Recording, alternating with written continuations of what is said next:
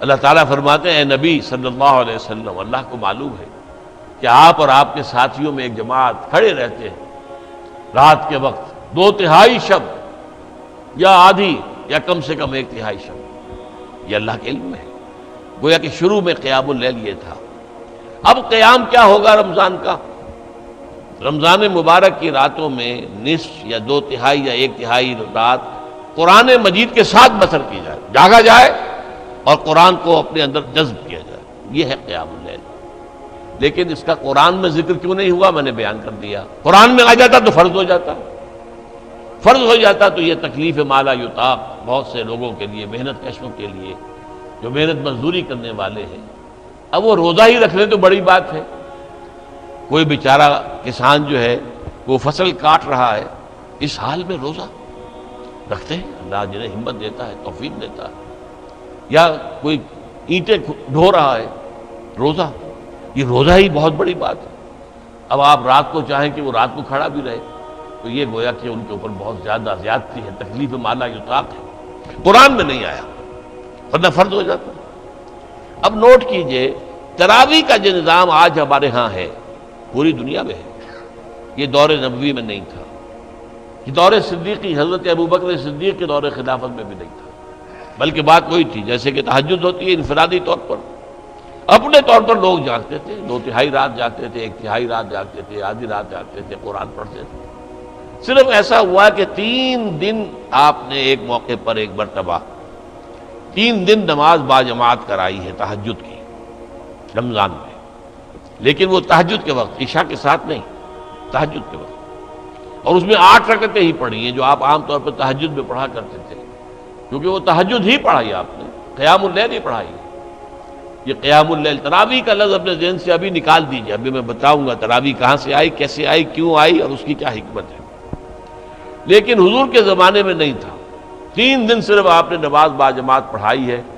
چوتھے دن صحابہ انتظار کرتے رہے کہ آپ برآمد ہوں اپنے حجرے سے، کچھ کھنگارتے بھی رہے کہ شاید آنکھ لگ گئی ہے تو ہمارے آواز دینے سے اس طرح سے آپ جاگ جائیں، آپ برآمد نہیں ہوئے۔ اگلے روز صبح کو آپ نے فرمایا دیکھو اگر میں یہ مسلسل تمہیں نماز پڑھاؤں گا تو یہ تم پر فرض ہو جائے گی۔ وہی حکمت، قرآن میں آ جاتا تو فرض ہو جاتا، اور یہ بہت سے لوگوں کے لیے ناقابل برداشت ہوتا۔ حضور بھی مسلسل پڑھاتے یہ نماز تو فرض ہو جاتی ہے۔ وہی جو رافت اور رحمت اللہ تعالیٰ کے دل میں ہے وہی حضور کے قلب مبارک میں ہے امت کے لیے، تو آپ نے کہا کہ میں نے یہ فرض تمہیں اس لیے نہیں پڑھائی باجماعت نماز مسلسل کہ کہیں فرض نہ ہو جائے۔ اب اس معاملے میں یہ جو قیام اللیل کا معاملہ ہے، اس میں حضرت حضور کے زمانے میں نہیں تھا باجماعت کوئی سوائے 3 دن کے، اور وہ بھی تہجد کے وقت، عشاء کی نماز کے ساتھ نہیں۔ حضرت ابوبکر صدیق کے زمانے میں بھی نہیں تھا۔ حضرت عمر کا اجتہاد ہوا یہ رضی اللہ تعالی عنہ۔ آپ ایک دفعہ گشت کرنے کے بعد مسجد میں آئے تو آپ نے دیکھا کچھ لوگ ایک کونے میں کھڑے ہیں اور کوئی حافظ صاحب ہیں وہ پڑھ رہے ہیں اور یہ سن رہے ہیں، اس لیے کہ رات کو جاگنا جو ہے وہ تو ممکن ہے، لیکن سب کو قرآن یاد تو نہیں تھا، قرآن مجید کیسے پڑھیں، پورا یاد تو نہیں ہے۔ اور آپ کو معلوم ہے ایسے چھپے ہوئے قرآن بھی اس وقت موجود نہیں تھے، عمدہ کاغذ کے اوپر اعلیٰ جلد کے ساتھ۔ تو اب یہی تھا کہ کچھ ایک حافظ صاحب یہاں کھڑے ہیں تو وہاں ان کے پیچھے کچھ لوگ کھڑے ہو گئے سن رہے، تو کسی اور کونے میں ہے، تو حضرت عمر نے فرمایا کیوں نہ انہیں ایک ہی امام کے پیچھے جمع کر دیا جائے۔ لہذا آپ نے فیصلہ کیا کہ اب 20 رکعت نماز عشاء کے فوراً بعد، اس میں جاگنے کا معاملہ وہ نہ آئے، 2/3 رات جاگنا، 1/3 رات جاگنا نہیں، عشاء کے رات 20 رکعت، عشاء کے بعد زیادہ سے زیادہ 1 گھنٹہ لگے گا، اس سے بھی کم لگتا ہے 50 منٹ 40 منٹ، یہ تو ہر شخص برداشت کر سکتا ہے۔ تو گویا کہ اصول کیا ہوا کہ ما لا یدرک کلہ لا یترک کلہ، اگر کوئی چیز بتمام و کمال حاصل نہیں کی جا سکتی تو اسے بالکل چھوڑ نہیں دینا چاہیے، کچھ جو بھی حاصل ہو سکتا ہے وہ لے لینا چاہیے۔ اس حکمت کے تحت حضرت عمر کا یہ فیصلہ ہے، ورنہ اصلاً صیام اور قیام یہ بالکل متوازی دونوں چیزیں ہیں۔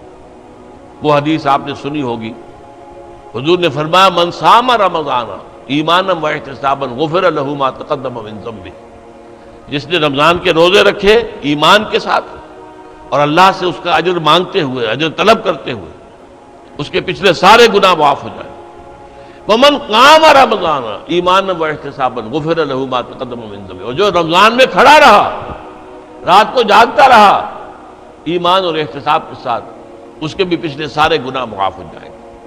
ایک اور حدیث ہے، بہت پیاری ہے، یہ حضرت عبداللہ ابن عمرو بن العاص رضی اللہ تعالیٰ عنہما سے ہے۔ وہ فرماتے ہیں کہ حضور نے ارشاد فرمایا الصیام والقرآن یشفعان للعبد، روزہ اور قرآن بندے کے حق میں شفاعت کریں گے قیامت کے دن۔ یقول الصیام، روزہ یہ کہے گا اے رب، اے پروردگار، منعتہ الطعام والشہوات بالنہار، میں نے تیرے اس بندے کو دن کے وقت کھانے پینے سے روکے رکھا، قضاء شہوت سے روکے رکھا، حالانکہ بیوی موجود تھی اور اس کے لیے حلال راستہ موجود تھا، لیکن رکا رہا، کیوں؟ میری وجہ سے کہ روزہ ہے، تو میری شفاعت اس کے حق میں قبول فرما۔ وَيَقُولُ القرآن، قرآن کیا کہے گا؟ مَنَعْتُهُ النَّوْمَ بِاللَّيْلِ، میں نے اسے رات کے وقت سونے سے روکے رکھا، فَشَفِّعْنِي فِيهِ، تو میری شفاعت اس کے حق میں قبول فرما۔ فَيُشَفَّعَانِ، حضور فرماتے ہیں دونوں کی شفاعت قبول کی جائے گی۔ اب سوال یہ ہے کہ اس تراویح کی نماز میں کتنی کچھ رات کو آپ کا جاگنا ہو جاتا ہے؟ آج کل 11 ساڑھے 11 سے پہلے کچھ ہوتا ہے؟ عام طور پر تو 12 بج جاتے ہیں۔ یہ عشاء کی نماز کے ساتھ اگر اضافی آپ 1 گھنٹے جاگ دیے تو کیا یہ منعتہ النوم باللیل اس کے مصداق بن گیا؟ نہیں، یہ چیز اصل میں حضرت عمر کا اجتہاد ہے، اور چونکہ ہمیں حکم ہے علیکم بسنتی و سنت الخلفاء الراشدین المہدیین، اے مسلمان تم پر لازم ہے میری سنت کا اتباع اور میرے خلفائے راشدین المہدیین کی سنت کا اتباع۔ لہذا اہل سنت والجماعت کے جو چاروں مسلک ہیں ان میں تراویح کا یہ نظام ہے۔ اہل حدیث حضرات اس کو نہیں مانتے، 20 کی بجائے 8 پڑھتے ہیں، حضور سے 8 ثابت ہے، یہ صحیح ہے، حضور سے 8 ہی ثابت ہے، کہ حضور سے تو پھر صرف 3 دن کی ثابت ہے، یا تو پھر پورا اگر حدیث پر عمل کرنا ہے تو یہ پورے رمضان میں تراویح پڑھنا آپ کے لیے درست نہیں ہوگا، پھر 3 دن پڑھائیے صرف، باقی انفرادی پڑھیں لوگ۔ لہذا یہ بات یہ ہے کہ ہمارے لیے حضرت عمر کا اجتہاد، حضرت عمر نے خود اسے بدعت قرار دیا۔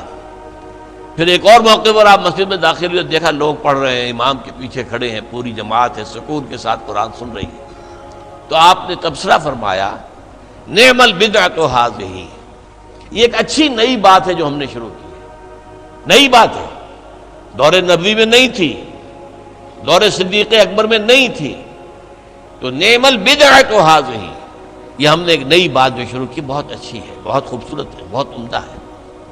یہ ہے اصل میں قیام اللیل کا اصل مقصد۔ اس سے یہ تراویح کا جو ہے یہ کہ بالکل محروم نہ رہ جائے، تو اس حد تک تو بالکل ٹھیک ہے، یہ 20 رکعتیں، لیکن یہ کہ اس کے اوپر اکتفا کر لینا یہ بدقسمتی ہے۔